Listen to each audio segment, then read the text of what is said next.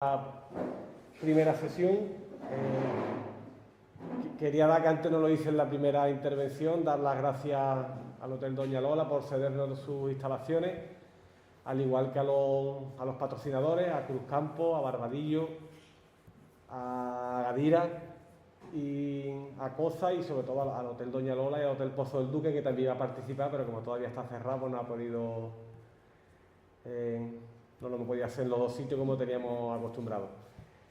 Esta ponencia se titula El Rey Atún y su corte, a cargo de Antonio Aragón Fernández, que es licenciado en Historia por la UNED, es director del Departamento de Cultura del Ayuntamiento de Barbate, autor de varios libros sobre la historia de la comarca y también forma parte de la organización de esta jornada. Así que, Antonio, muchas gracias también por aceptar la propuesta y cuando quieras.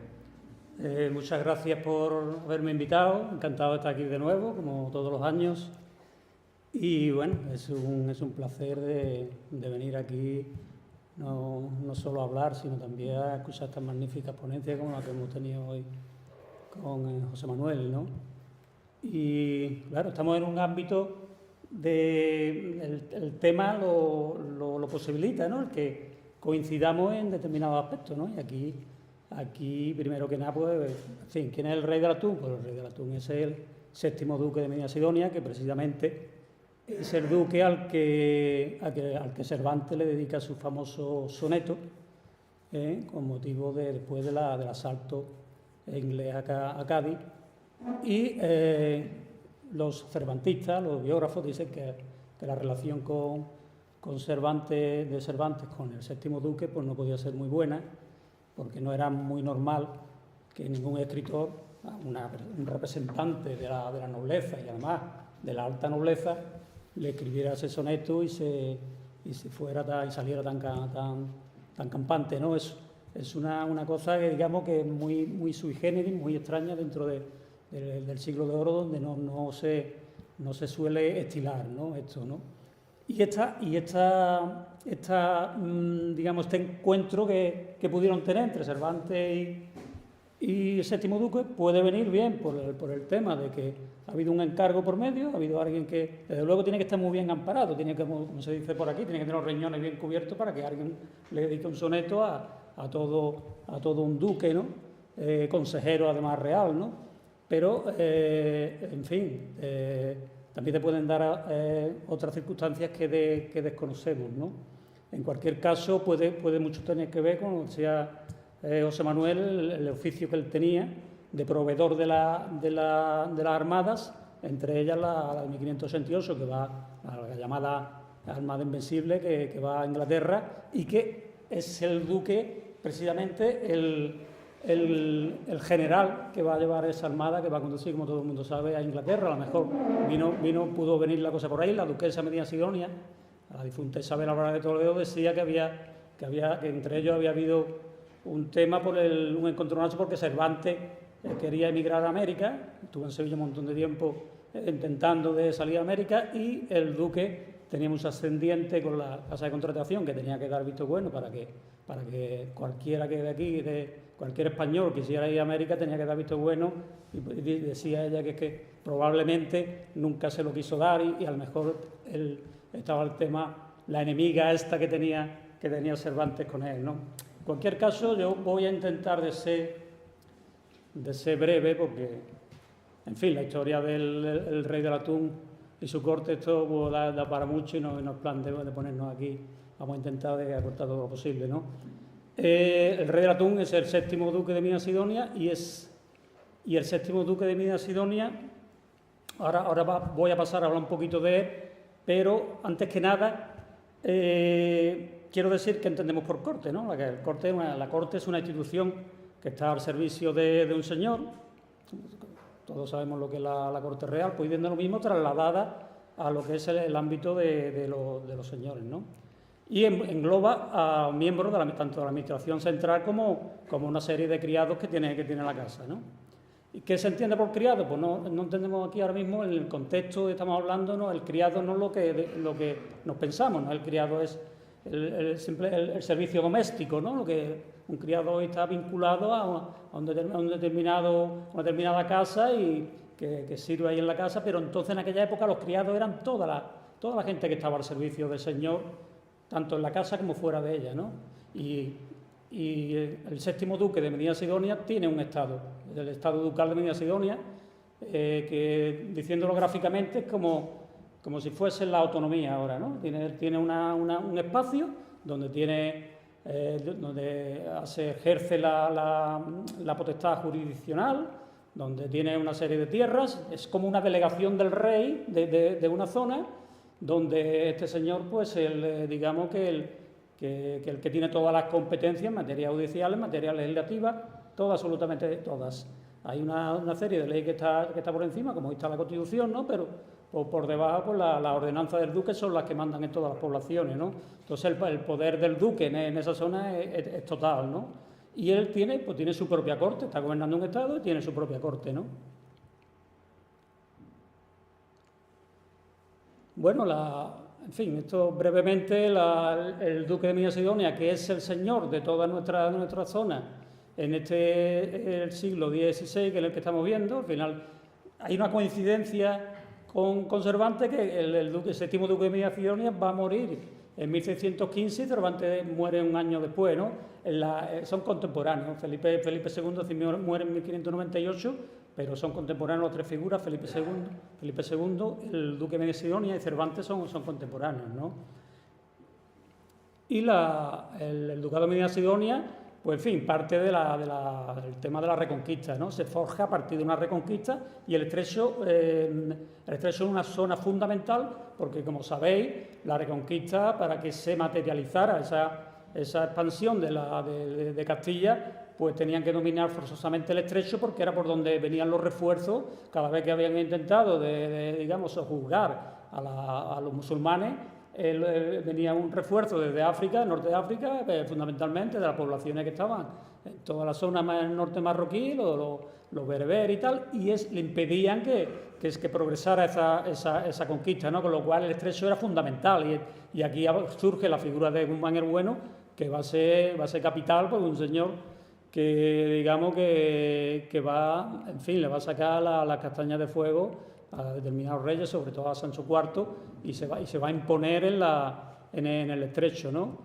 Dejando la frontera ya a partir de Tarifa, ¿no? Va a quedar ahí durante una serie de años, va a quedar una frontera ahí, que es el Reino de Granada, donde prácticamente, en fin, Castilla tenía sus problemas internos, y también estaba cobrando unos buenos impuestos de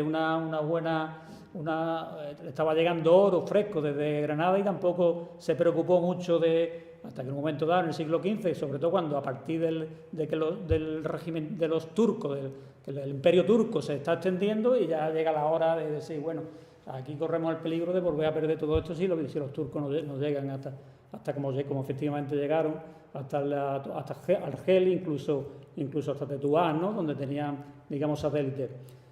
En el siglo XIV surge el condado de Niebla, en el siglo XV surge el señorío de Medina Sidonia, y incluso Gibraltar la tuvo también el ducado. Luego los reyes católicos se quedaron con Gibraltar, le dan el marquesado de Casaza, que es una población que está cerca de Melilla, y el condado de Salcedo. O sea, toda la historia, digamos, de la casa de Medina Sidonia es una serie de títulos, y el principal, desde luego, es el ducal, ¿no? El principal ducal, que está inmediatamente por debajo del rey. Como sabéis, el marqués, está el conde, marqués, duque, y ya por encima solo tiene el rey, ¿no? Estos son todos los dominios que tenía. En verde podéis ver los dominios que tenía el estado ducal, que se fragmentó. Lo que consiguió Guzmán el Bueno fue más esa parte amarilla que tiene ahí, en Huelva, en la parte del puerto de Santa María. Todo esto tenía más, pero los distintos matrimonios, como dotes, salieron determinados terrenos. Como veis, coge toda la franja suroccidental, muy interesante, porque alrededor de San Lucas, Sevilla, hay un eje ahí económico muy productivo, y, en fin, él vio enseguida que le podía reportar muchos beneficios. Y también el atún, por supuesto. El tema del atún es básico. En fin, parece que va buscando los sitios donde se pesca atún. Como sabéis, la almadraba va a ser fundamental en la riqueza de la casa ducal. Bueno, entonces me he permitido coger algunas láminas de un libro que está ilustrado por Arturo Redondo, que es un gran dibujante, que habla sobre Sanlúcar y sobre Sevilla, y, en fin, para que sea más entretenido esto, el tema, porque mejor que unas láminas bien pintadas, ¿no? Y aquí tenemos a Sevilla con la Torre del Oro, en fin, un ambiente Sevilla, el siglo XVI, pues creció exponencialmente a partir del descubrimiento de América, pues ahí, digamos, se convirtió en el centro económico del Imperio Español, no solo ya de España, ¿no? Fue una ciudad de una importancia enorme. Por eso Cervantes termina en Sevilla, además termina muchos años en Sevilla y termina influyéndole mucho lo que el ambiente de Sevilla, ¿no? Rinconete Cortadillo digamos que está ambientado en la misma Sevilla, ¿no? Y Sevilla era un mundo, vamos, debía ser un mundo impresionante porque había gente de todas partes, era un ambiente donde bastante inspirador desde el punto de vista literario, pero también que tenía que ser una gozada, ¿no? Estar allí, ¿no? De verlo. Sevilla va a ser precisamente el sitio donde se van a establecer los duques de Medina Sidonia, o sea, toda la casa ducal, antes de trasladarse a Sanlúcar, van a estar en Sevilla. Luego, en un momento dado, no podían mantener la corte en Sevilla y se van a venir para Sanlúcar porque tenían un gasto impresionante, porque ahora hablaré un poco de la nobleza, de cómo gasta la nobleza, ¿no? Hasta qué punto gasta la nobleza y lo que ello conlleva, ¿no? Entonces se instala en Sanlúcar, donde ya el segundo duque había construido el castillo, y el palacio, había transformado un ribac que había allí cerca del castillo, y se van a instalar en Sanlúcar, y desde entonces va a ser, digamos, la capital del estado ducal, va a ser Sanlúcar. Sanlúcar es el antepuerto de Sevilla. Desde el punto de vista económico también es fundamental, porque muchos de los barcos que van a Sevilla, que vienen de América, que vienen de Flandes, que vienen de Italia, que vienen de muchos sitios, con mercancía que va a ir a América, pues no pueden remontar el río, entonces terminan parando en Sanlúcar y terminan descargando en Sanlúcar, y eso, desde el punto de vista económico, la casa pues va a tener una cantidad ingente de ingresos ahí, ¿no? Ahí tenemos, los ingresos se decía que tenía por tres sitios ingresos, ¿no? Tenía por la aduana de Sanlúcar, que tenían una aduana, tenían el señorío, que son todas las tierras que hemos mostrado antes, y tenían las almadrabas, ¿no? Se le decía al señor de los 80.000 ducados por cada una de estos ingresos que tienen, ¿no? En realidad era una cantidad exagerada, no se ha podido demostrar que ese dinero se alcanzara alguna vez, ¿no? Desde luego que el duque de Medina Sidonia va a ser el segundo señor más rico de España después del arzobispo de Toledo. El arzobispado de Toledo era una máquina de hacer dinero, era una serie de tierras que tenían mucha renta, y era el señor más poderoso, era el arzobispo de Toledo en España, en cuanto, desde el punto de vista económico, en la época de Cervantes, pero el duque de Medina Sidonia está inmediatamente por detrás, ¿no? O sea, y se suele, en fin, se asume de que entre los más ricos de Europa, ¿no? No solo ya de España, ¿no? Otra imagen de un barco remontando el Guadalquivir, ¿no? Que tienen que llevarlo, lógicamente tienen que llevar los botes a remo. La zona nuestra, la zona de la Janda, pues es una zona también donde, en fin, donde hay determinadas riquezas, ¿no? Ahí podemos ver en esa imagen, ahí está Vejer, ¿no?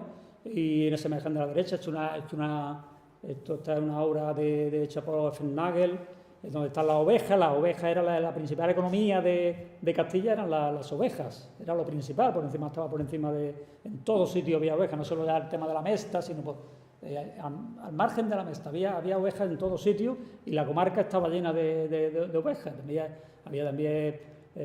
Había vacas en esta zona de aquí, más la parte de Zara, más había de tema de cabras, muchísimas, en fin, y eso generaba una economía, la lana, la leche, la carne, en fin, era una economía bastante bollante, que al final repercutía en los ingresos ducales, ¿no? El atún, esta es una lámina de Conil, donde, en fin, este tema está calcado en todas las almadrabas. Los trabajos son siempre son los mismos, ¿no? Son de libros, la pesca del atún, el atún se cuelga, luego se ronquea, como decimos nosotros, se trocea y con la sal se va llenando la pileta. Ahí está la pileta, y está la sal, se va llenando la sal. Y luego se embarrila, o sea, esta es una lámina preciosa porque en una sola imagen nos está mostrando todo el proceso del atún, ¿no? Pues los duques tenían el monopolio de la pesca de la almadraba, ellos tenían el monopolio. Ellos le habían sacado de los reyes ese monopolio para pescar en exclusiva el atún, ¿no? Y eso era un ingreso asombroso, sobre todo en el siglo XVI, en los años centrales generaron muchísimo dinero. El atún iba a muchos sitios, iba hasta incluso a América, iba a Flandes, iba a Italia, iba a muchos sitios y era un ingreso fundamental, además que lo va a notar cuando decaiga, ¿no? Cuando el atún empieza a decaer, ¿no? Que va a ser la misma vida del séptimo duque, ¿no? En fin, estamos en una época donde, en fin, están gobernando los Austrias, al séptimo duque le va a tocar Felipe II y Felipe III, ¿no? Los últimos años de su vida van a estar ya con Felipe III y mayormente ha sido Felipe II que es con el que más relaciones va a tener, ¿no? Que esta época, ¿cuáles son las características principales? Bueno, pues estamos hablando de una época donde España es un imperio, España domina el mundo. Felipe II dice o se decía que en los territorios del imperio no se ponía nunca el sol, tenía, como sabéis, desde Filipinas hasta todo un continente que o sea, el continente americano, la mitad del continente se conquistó a partir de una España que tenía 7 millones de habitantes. Que eso se dice muy pronto, con 7 millones de habitantes se fue a conquistar América. En Europa era España la que tenía el mayor ejército, el que podía, en fin, era una cosa como bastante, porque 7 millones de habitantes, Andalucía tiene ahora mismo más de 7 millones de habitantes, hay muchísimas ciudades en el mundo que tienen ya más de 7 millones de habitantes, pues con eso nada más hizo España una auténtica, como decimos nosotros, virguerías, ¿no? Porque es una cosa asombrosa, y a lo mejor muchas veces los mismos españoles no lo asumimos, ¿no? Bueno, y también la época, sobre todo la religión, es la ortodoxia, es la época de la ortodoxia religiosa. Y esto va a llevar a determinadas guerras. El gran problema que va a tener España, uno de ellos, que nos decía Busto en una de estas conferencias de un par de años, decía, no llegamos a tener la llave de la convivencia, no existió la convivencia, o sea, se expulsaron a los judíos, se expulsaron a los musulmanes y luego, pues cualquier salida de la ortodoxia, como fue el caso de los protestantes, ¿no? Pues no se admitió, con lo cual España se aisló desde el punto de vista ideológico, ¿no? Se aisló y luchó, no solo se aisló, sino que tuvo una actitud combativa con respecto a otras naciones, ¿no? Entonces se peleó con los turcos, se peleó con los franceses primero, Felipe II primero con los franceses, luego los turcos, con los ingleses, con los holandeses. O sea, tantos enemigos, es imposible que una nación pueda tener tantos enemigos y sobrevivir y salga indemne. Eso es imposible por mucha riqueza, por mucho gasto que tenga, ¿no? Eso es importante tenerlo aquí porque es lo que nos da la pauta de la época en la que estamos, ¿no? Bueno, Alonso Pérez de Guzmán, el séptimo duque, nació en Sevilla precisamente, donde tenía la corte en ese momento, en 1549. Y muere en San Lucas en 1615. Este señor que está aquí, con ese toisón de oro, que es digamos que es Carlos V el que instituye la orden del toisón de oro, que había castellanos que dijeron que no, hasta lo rechazaron, porque esto no era castellano, esto venía de fuera, no quisieron ese toisón de oro. Lo cierto es que Carlos V, con la necesidad que tuvo de tener amigos entre la nobleza, pues no los quiso tener cerca, pero sí tampoco los quiso tener disgustados, y él estableció estableció lo que se llama la grandeza de España, los grandes de España. Había 25 grandes de España, nada más, y eso eran dentro de la nobleza, que la nobleza había desde el hidalgo pobre que vemos en el Lazarillo de Tormes, pobre que no tiene donde caerse muerto, el mismo Lazarillo le está buscando pan para que coma, al hidalgo Don Quijote, que tiene un poco más, tiene así, pero en la descripción que nos hace Cervantes, esa magnífica descripción de lo que come, vemos la pobreza en la que come, porque ahí se va a ver dónde está la capacidad que tiene el noble, ¿no? En la mesa es uno de los sitios donde se ve enseguida dónde está esa capacidad económica, ¿no?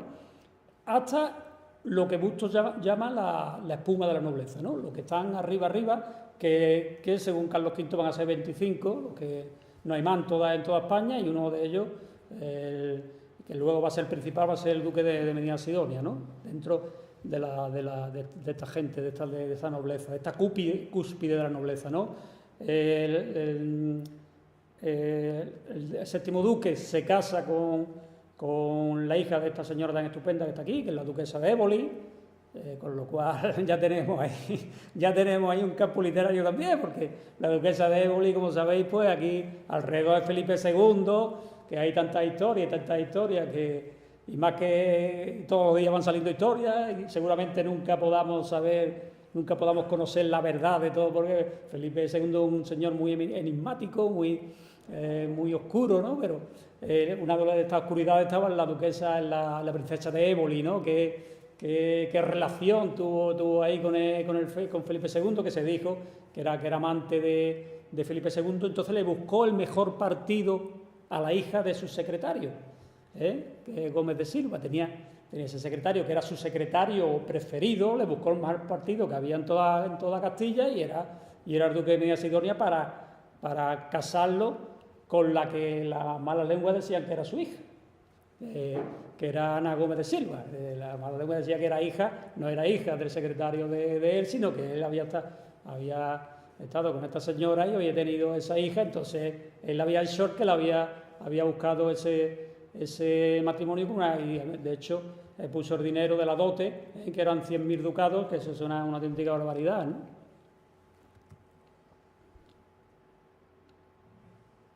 Bueno, este es un texto de Bernabé Moreno de Vargas, que no, en fin, me gusta remitirme a los textos de la época, ¿no? 1621, estamos hablando de la misma época, ¿no? Los ricos y hacendados tienen una calidad que les ilustra y perfecciona su nobleza, y por la riqueza son más estimados y conocidos. Y los hijosdalgos cobran epítetos y renombres más altos, como es de caballeros, y los pobres apenas son llamados escuderos. O sea, está diciendo las distintas... esa policromía que hay dentro de la nobleza, ¿no? No solo tienes que tener linaje, tienes que alegar todo lo que tiene detrás. Tiene Guzmán del Bueno. Guzmán del Bueno es todo un héroe, ¿no? Lo que tiene tu familia, el que ha creado ese linaje, ¿no? Sino que tienes que tener riqueza, tienes que tener una economía, tienes que tener dinero para estar ahí arriba. No puede estar nadie ahí arriba si no estás respaldado por unas buenas rentas, ¿no?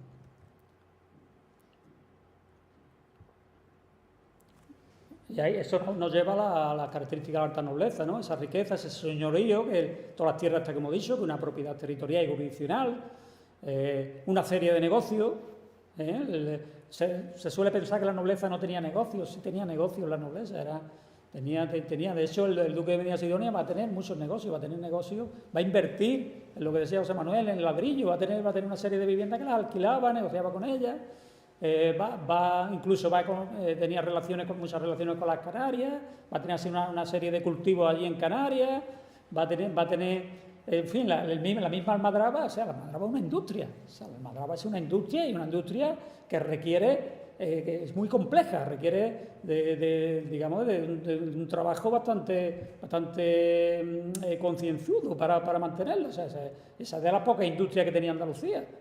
Y eso es un negocio, hay que llevarlo, hay que saber llevarlo, y la mano tiene que llevar de tu mano, no puedes dejarlo tienes que fiscalizar, tienes que controlar cómo va el tema. Luego vamos a decir algo sobre cómo administra el séptimo duque esto, ¿no?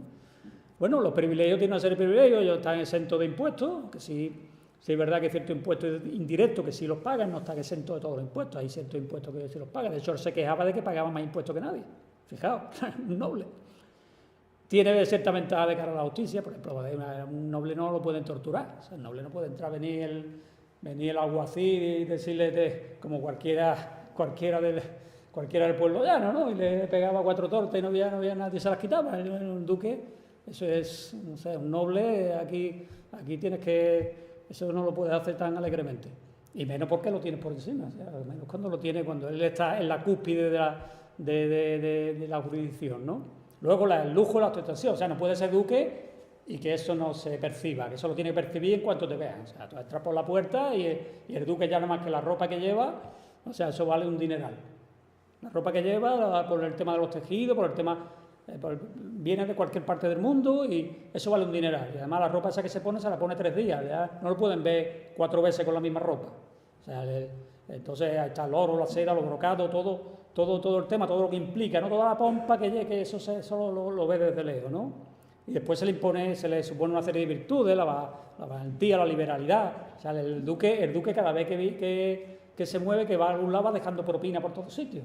Va dejando propina cuando ves los documentos, se va a Madrid, allí da propina al portero, a no sé qué, le va dejando propina, se mete en un sitio para tomar algo, deja propina, en todos sitios, además buenas propinas, que no, o sea, se tiene que ver que es una persona que no tiene el dinero, que no es roña, que él tenía fama, el séptimo duque sí le endosaron esa fama de que era un poco rácano, pero un poco rácano quiere decir entonces que no soltaba tanto como lo que debía de haber soltado para lo que tenía, pero que en realidad pues, los documentos contradicen esa visión que alguna gente sostiene, ¿no? Después el tema, ese dinero que tenía el duque no solo iba a este tema del punto de vista, digamos, de la liberalidad que tenía, ¿no? También los rescates, cuando en la costa se capturaba la gente, como pasaba en nuestra costa, aquí en Sara, asaltaron los piratas, berberiscos, asaltaron muchas veces la costa esta, ¿por qué? Porque estaba la almadraba ahí, había gente y los piratas lo que querían arrastrar para pedir un rescate, ¿no?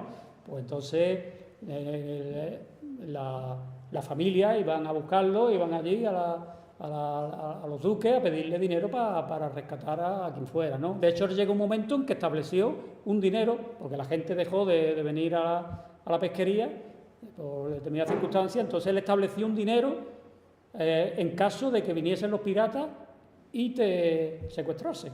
Él estableció un dinero de 5.000 maravedís por cabeza para cualquiera que lo cogieran, ¿no? ¿Para qué? Para darle una seguridad a la gente, ¿no?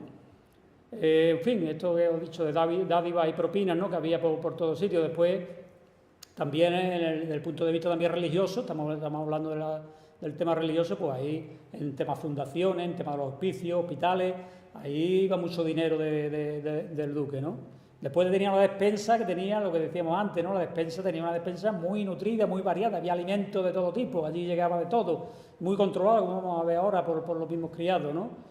Y después el ocio, pues el ocio era fundamental, ¿no? Y además el ocio de la clase alta, pues era la caza, sucedáneos de la guerra, con halcones, cazando jabalíes, y luego organiza festeos, lancea toros, dicen que era un gran jinete y que cada vez que, en fin, un bautizo, cualquier historia, un matrimonio de un criado, de quien sea, pues él ponía el dinero y traía los toros.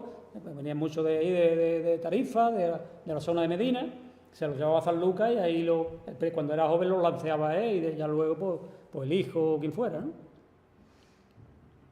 Como sabéis, el toreo a caballo es el toreo de los caballeros. El toreo que conocemos nosotros, que más conocemos, ¿no? Porque el otro yo creo que también está más en decadencia, ¿no? Pero el toreo a pie es de los peones. Pero el toreo a caballo es de los caballeros, o sea, el caballero es el que debe llevar el caballo. Y el caballo es fundamental. Esto era una iglesia, vamos, las construcciones de la iglesia pues ellos soltaban mucho dinero, ¿no? Para que se construyese. Bueno, el tema esto que os decía, ¿no? Del tema de los rescates, es una relación de los asaltos que ha habido en nuestra zona desde en vida del duque, ¿no? Todos los asaltos que se produjeron entonces, ¿no? Que fueron muchos, ¿no? Bueno, aquí aparece en Zara, fíjate, 49 cautivos en 1562, se llevan 49 personas del tirón. Vamos, se las llevan y lo que le pasó a Cervantes, lo que pasa es que a Cervantes lo capturan cuando viene de Italia hacia España, los capturan a alta mar. Estos que están aquí están cogidos en la misma costa, están asaltados en la costa y se los llevan la costa, pero al final terminó, como termina Cervantes en Argel, muchos de estos terminan en Argel, terminan en Tetuán y luego más tarde van a terminar en Salé. A partir del siglo XVII terminan en Salé, que es una república corsaria, que como sabéis es el origen de Rabat, de la capital de Marruecos hoy, es tiene como antecedente una república fundada por españoles, andaluces y extremeños, que se llama Salé, porque la mayoría de los piratas, primero de Tetuán, son españoles que se expulsan con otra religión, pero españoles, porque llevan siglos aquí. Entonces los expulsan en la época de los reyes católicos, salen, refundan Tetuán, que Tetuán estaba abandonada, y cuando está decayendo ya la piratería a finales del siglo XVI, pues surge, se expulsa, a principios del XVII se expulsa a los moriscos y entonces resurge de nuevo la piratería con los moriscos que se han expulsado de España. Y la mayoría, los andaluces eran los que llevaban las naves y los extremeños eran los que controlaban el gobierno de Salé, que hoy sigue existiendo. Hoy te vas a Rabat y tiene una parte del río, es Salé, que le llaman Salé la Vieja, y a Rabat le llaman Salé la Nueva. O sea, que fijaos qué cosa más curiosa, ¿no? La capital de Marruecos de origen español. Bueno, esos son los rescatadores, ¿no? Como ocurrió con Cervantes, ¿no? En un momento dado, la madre de Cervantes tuvo que escribirle al rey haciéndose pasar por viuda. Estaba todavía el marido vivo, para que le mandase algún dinerito para poder rescatar. Tenía 2 hijos allí en Argel, ¿no? Al final lo consiguió, ¿no? Bueno, Felipe II y Felipe III, como os decía, son los monarcas que van en vida del séptimo duque, ¿no? Está la época religiosa, los San Benito, en fin, dentro de la población había mucho temor a caer en manos de la Inquisición. La Inquisición era, si bien no era tanto como la leyenda negra nos ha querido endosar, sí que era muy temida, porque sobre todo estaba muy instrumentalizada por la monarquía, ¿no? Con la Inquisición podía entrar cualquier, de hecho lo hizo Felipe II cuando se mete en Aragón buscando a Antonio Pérez, ¿no? En Aragón no tenía competencia Castilla, pero la Inquisición sí la podía tener. Entonces, el rey, a través de la Inquisición, fue como quiso, que no pudo porque Antonio Pérez salió por piernas, ¿no? Pero que la Inquisición era un problema desde el punto de vista del tema religioso. La gente tenía que tener mucho cuidado. La toma de posesión del duque, cuando ya en 1568 lo nombra Felipe II capitán general del mar, océano y costa de Andalucía. Y con esto, digamos, cargo previo para ir a la conquista de Inglaterra, ¿no? La conquista de Inglaterra, como sabéis, bueno, él nunca se llegó a materializar y se le endosó mucho de la culpa, se le endosó al duque y los escritores, sobre todo americanos e ingleses, fueron los primeros que dijeron el duque hizo lo más que pudo hacer en las circunstancias que estaba. Ninguno lo hubiera hecho mejor que él. Eso lo dijeron los mismos historiadores extranjeros. Los españoles en España estaban machacados.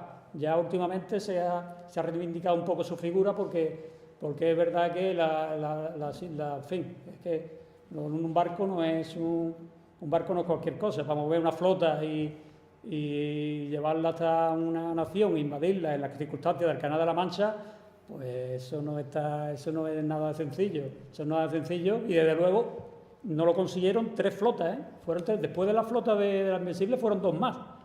La llevó Santa Gadea, también mandada por Felipe II, y ninguna consiguió el objetivo. Pero sin embargo se ha centrado la historia en el tema de 1588 y en él, se ha cebado con el séptimo duque, ¿no? Bueno, pues el séptimo duque va a ser consejero del rey. Va a ser consejero del rey porque está en una zona primordial, que es toda la desembocadura del Guadalquivir y con todas las relaciones que hay con Portugal, con Marruecos, con el norte de Europa. Es un hombre, o sea, cuando Felipe II le está pidiendo opinión para cosas porque le convencía la inteligencia que tenía el séptimo duque, si no le hubiera consultado nada. El rey podía prescindir perfectamente de cualquiera. También estaba embarcado una serie de pleitos. A partir de los años 30 del siglo XVI, pues los vasallos se sienten perjudicados por una serie de los duques, estaban apropiándose de determinadas tierras que entendían que eran comunales, entonces lo denuncian en Medina, en Vejera, Jimena, a él no, al sexto duque, ¿no? Y él se encuentra con tiene una serie de pleitos ahí, ¿no? Y después con la corona, con el mismo rey, pues el rey en un momento dado nacionaliza la sal, que la sal era la tenían los señores en sus estados, la estaban utilizando, pues el rey, que estaba necesitado de, imaginaos toda la guerra que os he dicho que tenía Felipe II, tened en cuenta que Felipe II en todo el reinado nada más que tuvo 6 meses de paz. O sea, desde 1556 hasta 1598 solo 6 meses de paz. Tuvo España, no tuvo 6 meses de paz. O sea, y la guerra, el nervio de la guerra es el dinero. O sea, si no tienes dinero, lo estás viendo ahora, o sea, lo estás viendo en Ucrania. O sea, si no tienes dinero, no hay guerra, no vas a ganar nada. ¿Qué ocurre? Que Felipe II pues exprimió todo lo que pudo exprimir, o sea, sacaba dinero por todos sitios. Y bueno, vio que la sala tenían los señores y en un momento dado dijo, pues esto hay que nacionalizarlo, el que quiera saberme va a tener que pasar por caja. Entonces se metió en un pleito porque él tenía un privilegio que estaba concedido por los antepasados de Felipe II, por los reyes que le habían antecedido y que no estaba dispuesto a renunciar a él. Al final tuvo que pagar 300.000 ducados por comprar el privilegio que ya tenía. Le sacó 300.000 ducados Felipe II. Eso es una barbaridad. Eso es una barbaridad. Vamos a pensar que en la época, en fin, esto de hablar de, o sea, comparar los sueldos de la época con nuestra época es muy complicado porque, primero que los sueldos, como dice Hamilton, a ver, los sueldos no solo se pagaban en dinero, se pagaban había otra serie de bienes, había especies, y no, es muy difícil pero a base de leer, yo cuando los 1000 maravedíes, para mí si alguien gana 1000 maravedíes es como los 1000 euroistas ahora. Esos son 1000 euros, es un sueldo ya, en fin, que va a ir tirando, no te va a dar ninguna alegría, simplemente para ir a ver cómo capear temporal, ¿no? Y entonces tenemos que contar con que un ducado son 375 maravedíes, con lo cual estamos hablando de 2 ducados, 2,6. Fijaos lo que son 300.000 ducados. Es una auténtica pasada, vamos. Bueno, creo que me he repetido. Esta es una escena del Armada Invisible, Felipe II, Isabel de Inglaterra. Bueno, estas son las, digamos, en este gráfico están las madrabas de Conil, que es la que están los años a la izquierda. Justo a la derecha están las madrabas de Conil y luego vienen las madrabas de Zara. Luego a la derecha están los totales. Entonces vemos la época cuando más atunes se han capturado. La época cuando más atunes se han capturado no ha sido la del séptimo duque, porque era la madre la que estaba administrando en ese momento. Él era menor de edad, era la madre, Leonor de Manrique.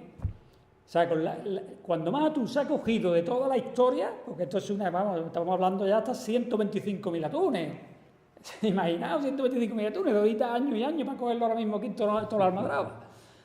Pues cuando más se ha capturado, estos son datos sacados del archivo ducal, cuando más se ha capturado ha sido cuando la madre del séptimo duque ha llevado la administración, porque él era menor de edad. O sea, ha sido una mujer la que ha sabido rentabilizar la almadraba. Y de hecho, con esta gráfica aquí, en 1615 os he dicho que muere el duque. Pues fijaos cómo a partir de 1615 las dos filas, tanto la de Conil como la de Zara, hay atunes. Bueno, van a seguir hasta 1640, ¿eh? Sin embargo, en la vida de él, cuando no falla Zara, falla Conil. Cuando no fallan los dos. O sea que como administrador, o bien se nos escapa un dato por ahí, o deja mucho que desear como administrador. Este es el Palacio Ducal de venía a ser un dibujo, ¿no? Ahí abajo ya vemos al señor con el caballo y va de caza y tal, ¿no? La escena típica, ¿no? La escena típica de ocio, ¿no? Del momento de ocio. El tema de los criados, que es lo que hemos venido a hablar aquí, ¿no? Estamos hablando de la corte del séptimo duque. Pues, en fin, tenemos un documento que ahora mismo sería muy complicado de tener estos datos aún teniendo el archivo ducal. El archivo ducal, primero, ha habido documentos que se han perdido. No, desde luego, con la duquesa de Medina Sidonia, que es la que organiza el archivo, y ahí no se ve, ahí que no entraba ni una mosca ya. Pero previamente, pues esos documentos estaban en Madrid, abandonados en un sótano, y ha habido determinada gente que ha entrado ahí y se ha llevado documentos, se ha perdido documentos. O sea que sería muchas de las historias que tenemos que pudieron registrarse años antes, pues no podría hacerse ahora porque ya no están esos documentos. Entonces tenemos aquí una publicación que no da fecha de cuándo se extraen los datos, pero que sí viene del archivo ducal, que hace un tal Juan Pérez de Guzmán, que no sabemos si es familia de esta gente, ¿no? Y la publica en la Ilustración Española y Americana en 1905. Esto tiene una serie de datos que son, en fin, para un historiador son fundamentales. Además, no lo he visto mencionado en ningún sitio, en ninguno de los historiadores de historia moderna, porque la Ilustración Española y Americana en 1905, bueno, ¿quién va a tener esto en su casa? Pero claro, ahora está digitalizado, ahora están digitalizando todos los documentos, ahora te pones ahí, te metes en el archivo nacional, te metes ahí Zara o metes Barbate, y bueno, empiezas a surgir ahí cosas que ni te imaginas, de cantidad de cosas que están publicadas ahí y que son oro, vamos, son oro. Y esta es una relación de lo que cobran esta gente, ¿no? Los criados del duque, la corte del duque, ¿no? Resulta que reciben una serie de sueldos en dinero, pero también fanegas de trigo, porque toda la renta, hay mucha renta que se la pagan en trigo, ¿no? Y en cebada, ¿no? La cebada va para los animales, ¿no? Y el trigo pues, para hacer pan, que es fundamental, ¿no? Como sabéis, ¿no? Las cantidades van a aparecer anuales, ¿no? Tiene 238 criados. O sea, tiene 238 criados, que se dice muy pronto. Más 20 esclavos y 28 esclavas. Hay gente que se piensa que la esclavitud se acabó ya, yo qué sé, se acabó cuando llegó el cristianismo, otro cuando llegaron los reyes católicos. Bueno, estamos hablando en 1605 y todavía tenemos esclavos y todavía han durado muchos años. Pero el esclavo ya no es lo que era, ya no es la mano de obra que se utiliza, tal y cual, ya sale más caro tener un esclavo que tener a alguien que pagarle. Eso lo descubrió muy bien el capitalismo. De, si queremos esclavos, si queremos a uno, no le paga, que no tiene ni para comer. Pero es que el esclavo lo tiene que dar de comer, el esclavo no lo puede, el esclavo no se puede morir de hambre, el esclavo tiene que comer.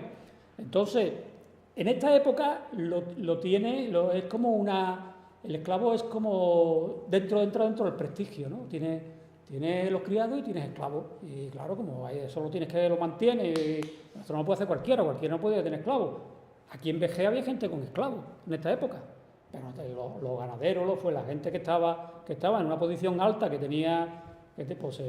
se podía permitir de tener un esclavo, 2 esclavos, y bueno, y los esclavos por la condición del esclavo, en fin, dependiendo también de los propietarios, porque tenían la propiedad absoluta sobre ellos, con ciertas condiciones, como esta que os he dicho, no se puede morir de hambre, lo tienes que alimentar, si no te compras un esclavo. Eso es como si lo dijéramos hoy de un perrito, ¿no? Pero están ahí, ¿no? Y después está los gastos monetarios de los criados, suman un total de 8.430.348 maravedíes y de 22.480 ducados, ¿no?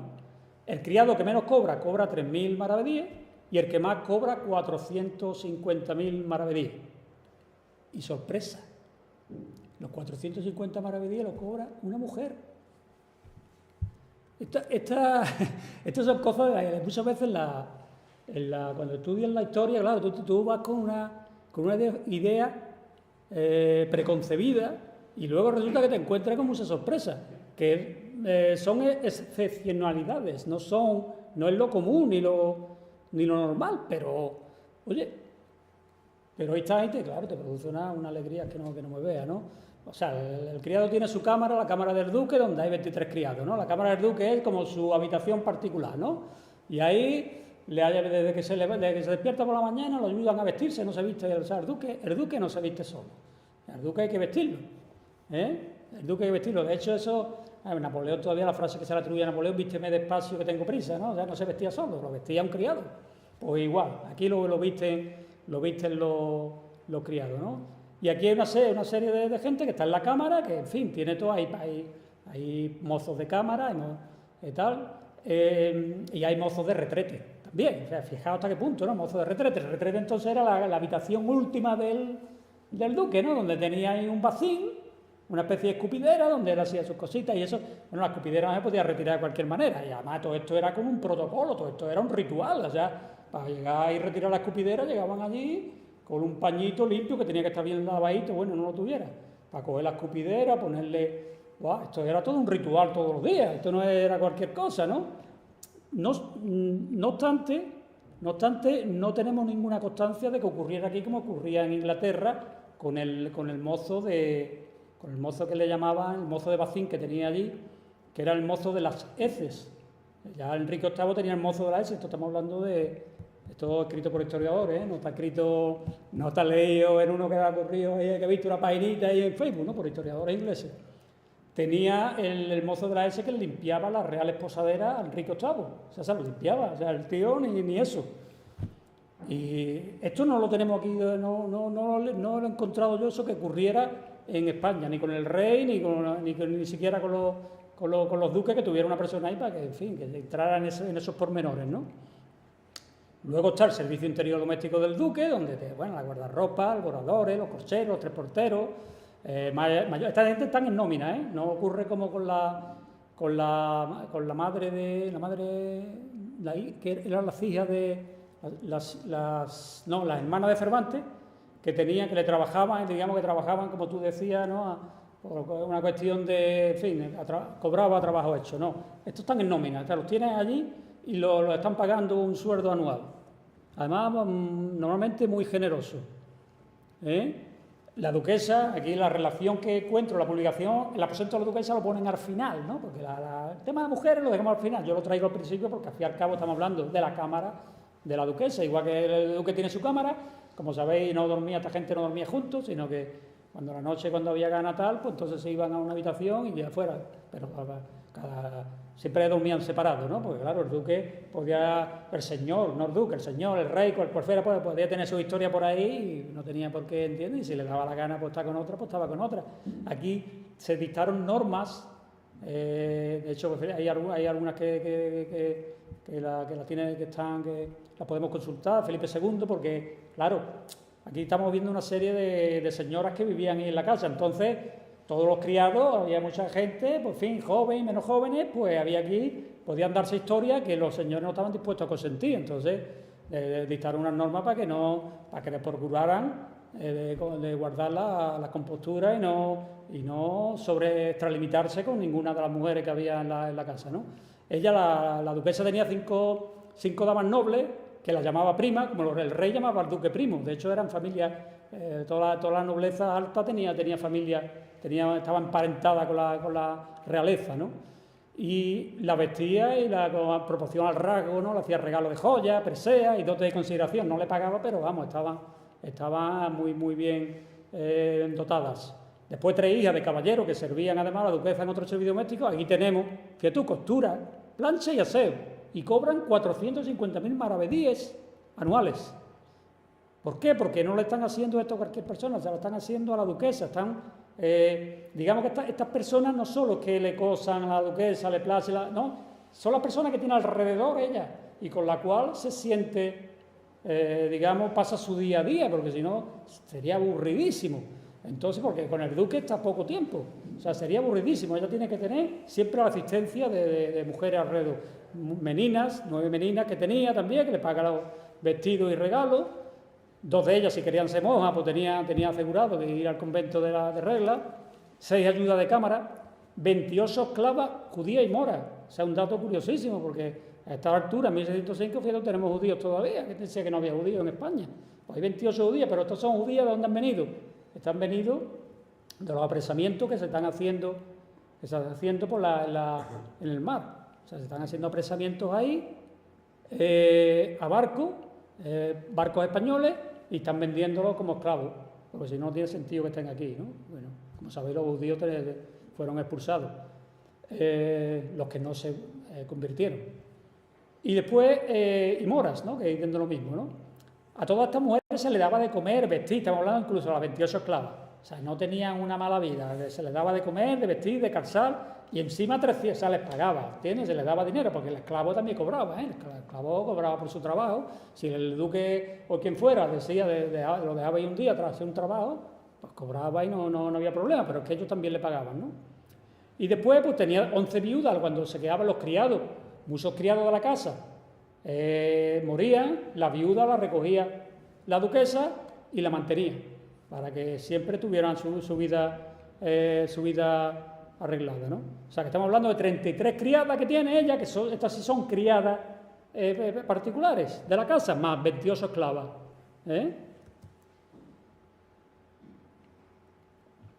Bueno, oficiales de mayor medida, bueno, aquí hay una serie de ejemplos ya. La cocina era fundamental, la cocina era, como he dicho, la despensa era grande, pues bueno, pues la cocina, fijaos, dos cocineros mayores, 2 menores, 4 ayudantes de cocina, o sea, esto era, en fin, ¿por qué? Porque ellos, pues allí comían mucha gente, invitaban a mucha gente, era, como he dicho, tenían que ser muy espléndidos, y mucha gente venía al palacio, los invitaban a comer, y además le tenían que poner por la mesa. Esto está reflejado también en el Quijote, cuando la comida, pues le van poniendo a Sancho Panza, le van poniendo por delante. Lo que pasa es que el médico, que también lo tenemos aquí, el médico, pues en fin, como están en el contexto de sarcasmo total, pues no lo dejan probar, ¿no? Pero que ahí eso se refleja como en la realidad de lo que era la época, ¿no? En la caballeriza había 21, bueno, el caballo, como he dicho, era fundamental, ¿no? Y era fundamental, entonces había una serie de el duque, cuando salía a la calle, si él salía muy espléndido, su caballo también tenía que ir, o sea, no podía ir con unas riendas cualquiera, ni una silla cualquiera, todo eso tenía que estar enjaezado de la mejor manera posible. Ese caballo tenía que verse, aunque no estuviera encima, de que era el caballo del duque. Y ahí aparecen 20 esclavos, vestidos y mantenidos. ¿Por qué están los 20 esclavos en la caballeriza? Debajo de la caballeriza había un sótano donde los esclavos que llegaban nuevos, antes de que, entre comillas, los amaestraran, entre comillas, porque claro, nadie quiere ser esclavo. Entonces lo herraban, lo tenían ahí abajo, y en un momento dado, cuando veían que ya se habían calmado, que ya podía, pues bueno, pues subían, lo tenían arriba, lo tenían cualquier oficio, y la mayoría se quedaba, vivía en la casa, y encima podía salir portando armas porque entonces todo el mundo llevaba un arma, llevaba un cuchillo, llevaba algo encima. Pero, ¿por qué pueden estar en la caballeriza? Porque está ahí el sótano, o pueden estar porque en la caballeriza es un trabajo que no quiere nadie. Y más el español de aquella época, como sabéis, detesta totalmente el trabajo manual, por regla general, y por supuesto quita mierda de caballo. O sea, la mierda de caballo, mira, pues es una cosa todavía, ¿no? Entonces, ¿qué pasa? Que a lo mejor los esclavos se están dedicando a eso, porque claro, los animales van dejando la boñiga por ahí, eso tienen que limpiarlo algo, y pues se lo dan los esclavos. Por cierto, la época es curioso, cuando pensamos en Sevilla, espléndida, vale la foto, ¿no? Pues imaginaos la mierda que tenía que tener. La mierda que tenía que tener, bueno, no Sevilla, cualquier ciudad de Europa, cualquier ciudad, porque es que entonces no había coches, entonces todo era con animales. Todos los animales iban soltando ahí. Si aquí hay 4 caballos y de cuando en cuando nos encontramos llenos de boñigas. Imaginaos entonces cuando estaba todas las calles llenas de animales. ¿Y quién limpiaba eso? ¿Eso quién lo limpiaba? Había estercoleros por todos lados. O sea, había estercoleros. Bueno, eso era. Ahí se incubaban las enfermedades, salían todo, porque eso era impresionante. De cuando llovía ya era un fangal, vamos. Es que eso es así, porque, bueno, de hecho, los naranjos, ¿por qué se cultivan en Sevilla los naranjos? Bueno, vamos a quitar un poquito, como cuando, yo qué sé, te metes en un sitio con un pañuelo, voy a hablar un poquito porque aquí no puedo respirar, pues igual, pues vamos a cultivar naranjos, pues por lo menos huela el azahar, temple un poquito el olor que es irrespirable. Bueno, esto es también una imagen de San Lucas, donde está toda la actividad reflejada, ¿no? Toda la actividad del puerto de San Lucas y la aduana de los duques, ¿no? Había un consejo privado, lo mismo que hay un consejo real, que el rey tiene un consejo, el duque también tenía su consejo privado, ¿no? Que lo componían tres hombres. Ahí tenemos un sueldo de 177.500, que es un pedazo de sueldo, y este es el señor más importante que tiene el duque en ese momento, ¿no? Y una secretaría particular con 2 secretarios. O sea, que él tenía que escribir una carta, pues se la dictaba a un secretario, y si no estaba uno, estaba el otro. Había una capilla particular, el duque tenía el palacio y junto estaba la iglesia de la O. Entonces tenía un pasadizo que lo llevaba hasta la iglesia, él salía de su palacio y tenía el pasadizo que desembocaba en una capilla que él había costeado. Tenía allí su capilla y yo siempre comparo la vida este tema del pasadizo del duque que entra de su palacio en la iglesia directamente por un pasadizo con el conde de Barbate del siglo XX. El conde de Barbate del siglo XX, que tiene un chalet, se construye un chalet en Barbate, junto a la Chanca, la fábrica de atún, sale del chalet al patio, entra por una puerta y está en la oficina de la chanca. O sea, el burgués del siglo XX conecta su vivienda con la fábrica, porque el centro de su vida es el negocio, pero el centro de la vida de esta época es la religión, es ser religioso. Lo principal, por encima de todos los negocios que pudiera tener el duque, lo principal era estar en paz con Dios. Eso era lo principal. Y por poco que nos guste la religión, si no conoces el tema de la religión, va a ser complicado conocer el siglo de oro español, porque es que lo está impregnando todo. No es que lo explique todo, ¿no? Pero es que sin ella no se explica nada. O sea y aquí lo tienen, ¿no? El Señor se permite el tener un pasadizo para llegar a la iglesia. Ahí, por supuesto, no se mezcla si no tiene allí una tribuna que le llama, y desde allí él presencia la misa, si no tiene su capellita donde reza, en fin. Y además está dotada, ¿no? Está dotada con su dinero y todo lo demás. Bueno, aquí he visto por ahí, así me ha querido parecer un reflejo dentro de la tesorería y recaudación. Estamos hablando de contaduría como los interventores ahora, el interventor del ayuntamiento. Si tenemos un poquito de idea, el interventor del ayuntamiento es el contador en esta época. El tesorero y recaudación, pues igual hay un tesorero y un recaudador. ¿Entiendes? Uno es, digamos, el que da la orden de pago, la firma el duque, ¿no? Pero él se la redacta, el contador la redacta y va fiscalizando un poco, ¿no? El tesorero es el que pone el dinero, el recaudador el que lo recoge, ¿no? Y se lo entrega al tesorero.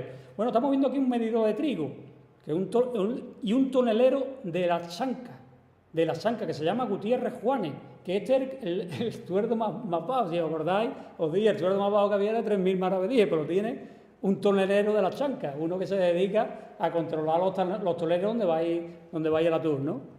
Que puede ser la chanca de Zara como la chanca de Conil, que son las dos almadrabas que va a explotar el duque, ¿no? Bueno, lo continuo, la casa y los alcaldes. El alcaide era el señor del castillo, cada ciudad tenía su castillo y cada castillo tenía un alcaide, ¿no? Pues está también con su sueldo, ¿no? Está ahí el Juan León Garavito, es el capitán de la almadraba de Zara y de Conil, ¿eh? Es el capitán de la almadraba de Zara y de Conil, pero es alcaide de Vejer. O sea, fijaos, tiene el cargo de alcaide, pero también el capitán de la almadraba. O sea, quiere decir que es una persona de mucha confianza del duque y que debía de saber por la familia, una familia ya añeja dentro de Vejer, que viene los León Garavito, y esta gente van heredando los cargos, ¿no? El dentro de la casa ducal, ¿no? Después también el alcaide de Castillo de Barbate, Bartolomé de Amayo, una familia también de Vejer, estos son los dineros que cobra. Después voy a sacar Zara, ¿vale? Los corregidores, que son los señores que tiene el duque, que son como los jueces que tiene en cada población, y que en fin, se caracterizan por su ascetismo. Normalmente no vienen o van un día a la semana. Lo obligaron a ir un día a la semana porque nunca iba, cobraban, pero iban cuando les parecía. La aduana de San Lucas, que también tiene su serie de gente para fiscalizar todo lo que va entrando en la aduana. A gente de campo, vamos a ir ya se ha ido, ¿cómo se llama? Safety Car, en la Fórmula 1, Safety Car, vamos a ir un poquito más, porque tenemos criados, nos podemos llevar aquí, en Madrid, fijaos en Madrid, no he dicho dije que cobraba más las señoras que estaban alrededor de la duquesa, cobran 400, aquí nos aparece una cantidad de 1.900.000 en Madrid, a un agente, porque el duque tiene agencia en Madrid, tiene agencia en Granada, tiene en Sevilla, tiene en Roma. En Madrid está la corte, él no está en San Lucas viviendo, pero tiene que estar al día de lo que está pasando en Madrid. Tiene que tener gente para que esté al día de lo que pasa en Madrid, porque desde ahí es donde le puede venir el peligro. O sea, el duque, su inseguridad mayor está por arriba, y arriba ¿quién tiene? El rey. Entonces, como sabéis, en la zona donde está el poder se mueven los puñales para arriba, para abajo, van rodando, van aquí, van cortando cabezas, y esto como no lo controle termina tocándote algo que no quede de pronto, ¡pum! Entonces, la información es fundamental. Entonces tiene un señor que se llama Jerónimo Escobedo, lo tiene allí cobrando 1.900.000 maravedíes. ¿Por qué? Pero esto no es un sueldo de él, este dinero es imposible que lo cobre nadie, entonces, ¿entiendes? Este es un dinero que le está dando porque está soltando allí dinero por todos sitios, porque claro, la información también vale dinero, la buena, la verdadera vale dinero, hay que pagarla. Entonces, este señor, la gente que tiene en Madrid, le dice, mándame dinero porque resulta que me he enterado tal y cual, pero le tengo que soltar billetes. No se sabe, porque la corrupción no es un invento de ahora, la corrupción, eso ha existido siempre, entonces no se sabe el dinero lo que él filtraba, no se sabe lo que se quedaba y lo que iba, ¿no? Entonces estos señores, pues bueno, los solicitadores allí tienen 200.000 maravillas, están cobrando nada. Y tenemos aquí otra señora, doña Isabel de Tebar, que esto es un misterio, porque bueno, cobra 50.000 maravedíes al año, no es ninguna barbaridad, pero es un sueldo. Es una mujer que está cobrando un sueldo en una agencia. Quién sabe, algún día, a lo mejor en el Ducado de Medina Sidonia, donde tenemos 6 millones de documentos, si no me equivoco, 6 millones de documentos. 6 millones de documentos. A lo mejor en un documento de eso no sale doña Isabel de Tebar, o no sale en Simanca, o no sale por cualquier lado, porque ella estaba en Madrid, ¿sabes? No sale. Entonces había una agencia en Granada donde estaba la Chancillería, o sea, donde estaba el Tribunal Superior de Justicia de Andalucía, lo que era entonces era Chancillería. Había una en Valladolid y otra en Granada. Pues en Granada también tenía su gente porque tenía los pleitos y tenían que estar allí. En Sevilla, bueno, y esta agencia también manejaban el atún, ¿eh? Esta agencia le mandaba atún y ellos se dedicaban a repartirlo. En eso coincide con el consorcio Almadravero. El consorcio Almadravero mandaba atún a Madrid, tenía una agencia en Madrid y desde la agencia se repartía la mojama a los mejores hoteles de Madrid. Las agencias también sirven como un vehículo de negocios, ¿no? Se me ha olvidado deciros con el tema religioso. Es que me gusta, es que no me puedo quedar con las ganas de decirlo. Porque claro, estamos en la época de Trento. La época de Trento, ahí eso supone un golpe sobre la mesa, sobre la gente que quiere desviarse de la línea ortodoxa, ¿no? Y a partir de Trento, pues va a aparecer el barroco y aparecerá una época donde el culto en la calle crece. O sea, ¿por qué? Porque la apariencia hacía mucho, había que dejar claro quién era quién, a ver quién. Eso en la calle por esto y por muchas circunstancias crece el culto. Y creció también el culto a las reliquias. El culto a las reliquias. En Barbate apareció la reliquia de San Paulino, o lo que dice que era la reliquia de San Paulino, apareció en Barbate, que de ahí surge la primera iglesia de San Paulino en Barbate. Y había una lápida, porque había una lápida con una inscripción que ponía San Paulo, ¿no? Y entonces, pues, ¿qué pasa? Que toda la gente se fue para Barbate, y se llevaron todo el esqueleto de San Paulino. Desapareció. Cuando fue el duque a intentar pillar algo, bueno, pues me llevo la lápida. Y dijo la señora que había allí, que era una portuguesa, está descrito en la crónica de San Agustín. Y una portuguesa dijo, no, la lápida no, porque ha aparecido en mi terreno. Esta apareció en mi terreno, no, y no se la quiso dar un criado del duque que la había mandado. Entonces fue el duque en persona a Barbate a llevarse la lápida. No sabemos dónde andará, se la llevó, pero no sabemos dónde andará. Entonces, Felipe II tenía en el Escorial, si no me equivoco, sé que son miles, creo que son 6.000, por eso me acordaba, por el tema de 6.000, creo que son 6.000 reliquias, brazos, cabeza, piernas de santos, cuerpos enteros, momificados, claro, momificados los tenía allí, o sea, fijaos hasta dónde llega el culto. De hecho, cuando se le pone malo, se le pone enfermo el hijo, Carlos, cuando enferma su hijo Carlos, no había manera de curarlo, no había manera, hicieron hasta magia para curarlo, fijaos, hasta magia. Buscaron a uno, no había manera. Entonces no se le ocurrió otra cosa a Felipe II que cogiera un fraile que tenía momificado, que tenía, en fin, un santón, que tenía fama de haber curado gente, y coger el santón y metérselo en la cama a su hijo allí por la noche. Claro, el niño, cuando despertó en medio de la noche y vio la momia allí, imaginado, dice Fernández Álvarez, dice, pegó un salto de la cama, vamos, que se curó del tirón. Se curó del tirón. Fijaos hasta dónde llega el tema religioso. Bueno, estos son los distintos administradores que tiene, aquí está incluido el alcalde de Zara, Martín García Lobatón, en Vejer, el administrador de Vejer, cada ciudad tenía su administrador, que era el que se encargaba de hacer todos los cobros de todos los impuestos que iban al duque, ¿no?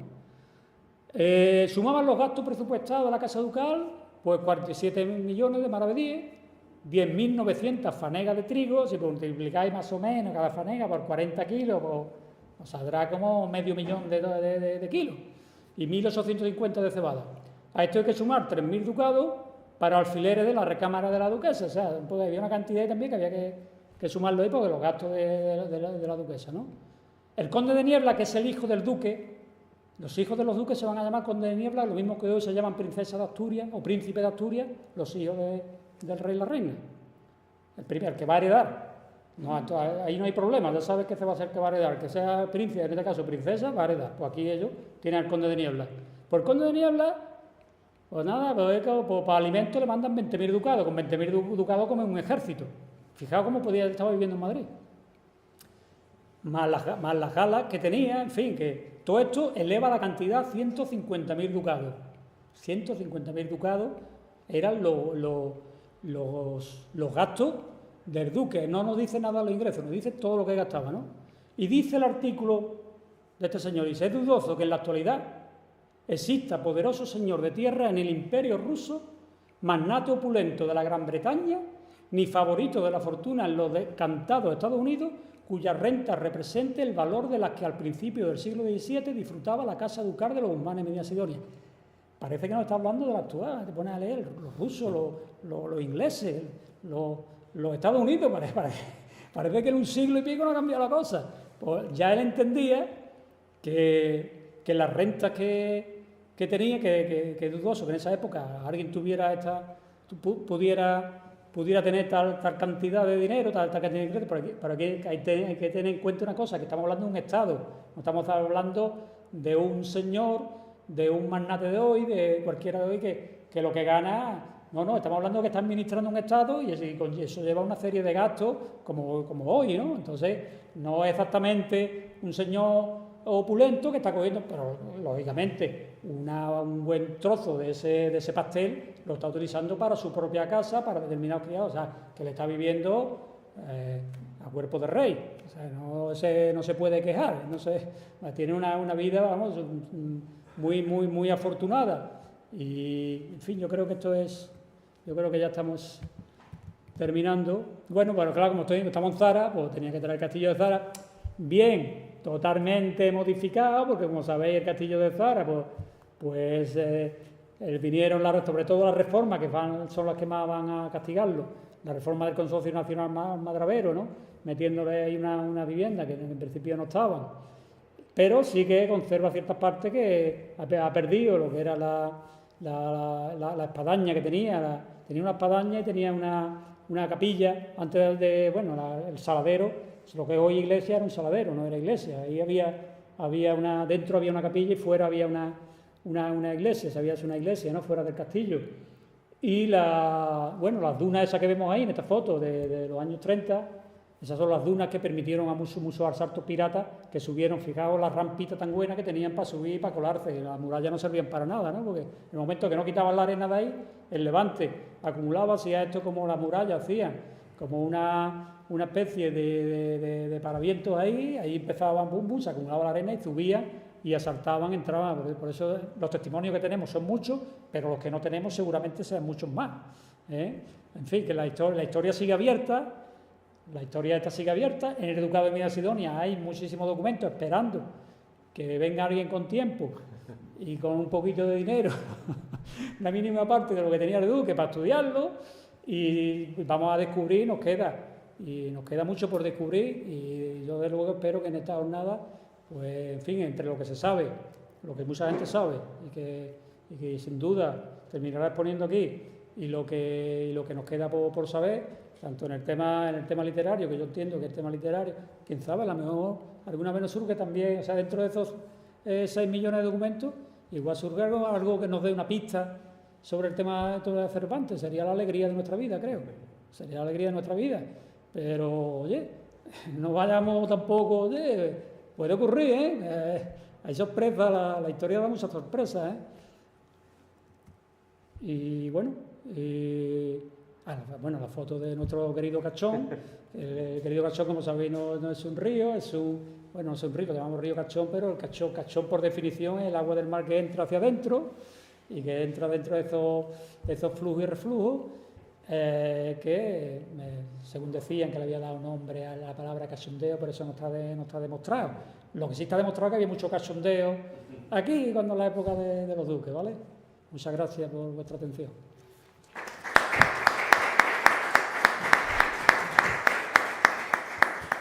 Si alguien quiere comentar algo, pues encantado. Gracias de nuevo y, en fin, maravillosa es la idea, Agustín, de hacer esta jornada. qué bien que tengamos oportunidad de escuchar a gente que conoce y sabe sobre todos los temas. Estamos viendo cómo los temas confluyen, fijaos cómo tiene el séptimo duque con Cervantes aquí una historia común en territorio, en la posibilidad incluso de que Cervantes estuviera en Zara, que no lo sabemos, no sabemos si cierta estuvo o no estuvo, pero que igual también alguna vez nos llega una pista. Sí, pues pensamos que, bueno, estaba ahí en Sevilla, era un viajero, era un viajero y además muy curioso y no sé, a mí me da la sensación de que es totalmente creíble que estuviera, pero claro, desde el punto de vista histórico, lo que tienes que manejar son datos sin caer en el positivismo absoluto, pero tienes que tener datos, no puedes decir fehacientemente esto ha sido así, pues cuando no te lo dice ningún dato, ¿no? No hay ninguna fuente que te lo afirme, ¿vale? Pues nada, ahora sí termino, ya no hablo, me callo. Gracias. Bueno, Antonio, esta entrega de nuestro atún. Oye, lo vi desde la puerta y me quedé enamorado de él. Precioso, precioso. Vamos a hacer Como para decirle que no a una conferencia. un postre de Zara y de Cervantes, como no puede ser de otra manera. Joder, además es guapísimo, Es guapísimo. Además, tú te lo has traído aquí. Lo que pasa es que creo que el barco cayó un poquito más tarde. Ese barco cayó un poquito más tarde. Tú ya esto lo conoces de sobra, pero bueno, producto de... Muchas gracias. de querer y nada. Oye, tenemos ahí, porque si no podíamos poner esta. ¿Tenemos tapa ahí? ¿O la copita de vino? La copita. Vamos a poner tapa, ¿no? Ya tenemos tapa aquí. Claro, hombre. Y la revista, Antonio. Esta revistita la has sacado este año, ¿no? Esta es la del año pasado, la de este año hasta la ruta no sale. Hostia, los pedazos de revista que tenéis aquí, desde luego, vaya nivel. Pues muchas Bueno, gracias. ahora hay una copita de vino y una cervecita para los que queráis arriba. Y una tapita. Muy bien.